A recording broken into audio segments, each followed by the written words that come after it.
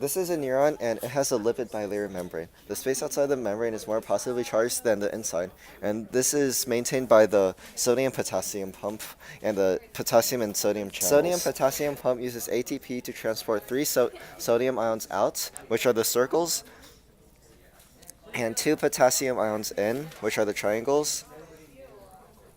Also, there are more potassium channels than sodium channels, so the potassium concentrating gradient will lead to potassium moving out of the cell, giving rise to a stronger membrane potential. And signals can be transmitted throughout the neuron with an action potential, which arises due to voltage-gated ion channel proteins. So the membrane potential with respect to time with an action potential will look something like this, where this will be the threshold. Usually, when there are small stimuli, the membrane potential will not reach the threshold. Voltage-gated ion channel proteins will open when the membrane potential reaches the threshold voltage. So during an action potential, the strong shift in membrane potential will cause all nearby channel proteins to open, and then the ions will all flow through due to the electrochemical gradients. And this message is what's going to transmit the signal throughout the neuron and cause a massive change in membrane potential.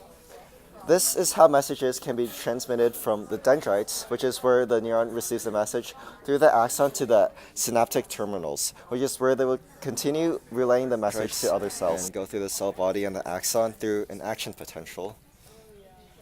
And they arrive at the synaptic terminals. They will spread the message to other cells at the synapse.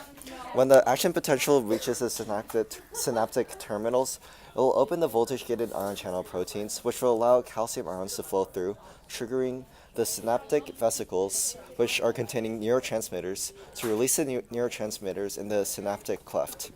These neurotransmitters will arrive at the postsynaptic receptors, and when they bind to them, they will open more channels, allowing ions to flow through, and that will send the signal to the next neuron or next cell. But this process can be inhibited by synaptic vesicle release inhibitors. An example of synaptic vesicle release inhibitors are botulin toxins, and those prevent these synaptic vesicles from releasing the neurotransmitters into the synaptic cleft. And this will prevent signals from being transmitted from one neuron to another cell, and that's how these toxins can cause muscles to not work.